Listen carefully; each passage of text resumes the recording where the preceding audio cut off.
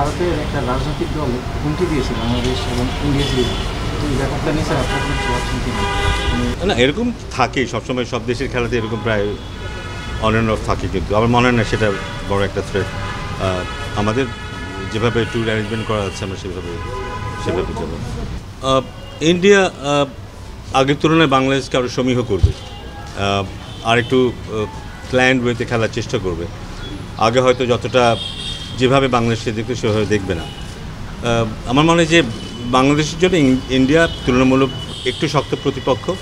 So যে মানসিকতা নিয়ে পাকিস্তানের সাথে খেলেছে, সেই মানসিকতা নিয়েই আমরা খেলতে পারি কি না, সেই চ্যালেঞ্জটা কনসিস্টেন্টলি বজায় রাখতে পারি কি না, সেটা আমাদের জন্য একটা চ্যালেঞ্জ হবে। পাকিস্তানের বিরুদ্ধে আমরা খেলার ক্ষেত্রে যতটুকু চাপ দিতে পেরেছি যত সহজে, পাকিস্তানের ক্ষেত্রে সেটা হয়তো, ভারতের ক্ষেত্রে হয়তো সেটা হবে না।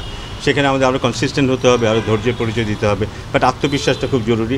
সেটা যে আমরা ধরে রাখতে পারি, আমাদের এখন স্ট্রেংথটা আছে ভালো করার। বিশেষ করে আমাদের বোলিংয়ে আমরা যে শক্তিটা দেখেছি, সেটা যদি আমরা কাজে লাগাতে পারি, দের এ গুড চান্স যে আমরা আগের তুলনায় আরও বেশি ডমিনেট করতে পারবো। আমাদের বোলিংটাকে সময় করতেই হবে, এবং ব্যাটিং বোলিংয়ে পেস এবং স্পিন দুটোরই কমপ্লিমেন্ট করছে।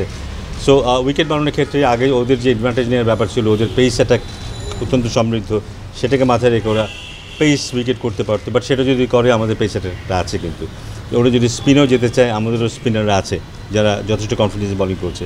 সো আমার মনে হয় যে ধরনের উইকেটটা হোক না কেন, পেস এবং স্পিন মিলিয়ে কমপ্লিমেন্ট করার মতো শক্তি এখন আমাদের আছে, সেটাকে যে কোনো দলকেই সম্মান জানাতে হবে। টি-20 কথা এই মুহূর্তে বলাটা একটু মুশকিল, তবে টেস্ট ক্রিকেট এমন একটা ফর্ম্যাট যে ফর্ম্যাটটা সব খেলার সব ফর্ম্যাটকেই ইমপ্রুভ করার ক্ষেত্রে ভূমিকা রাখে। আমি নিশ্চিত ওই কনফিডেন্সটা এখানেও কাজে আসবে।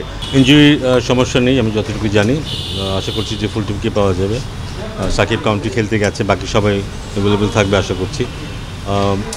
8 তারিখে খুব সম্ভবত অনিশ্চিত একটা দিন আছে, বাট 9 তারিখ থেকে ফুল টিমের ফুল ফ্লেজ প্র্যাকটিস হবার কথা। ওয়েদারটা কিছুটা বিঘ্নতা সৃষ্টি করতে পারে, বাট চেষ্টা করবো এর মধ্যেও যেন ঠিকভাবে প্রস্তুতি নেওয়া যায়।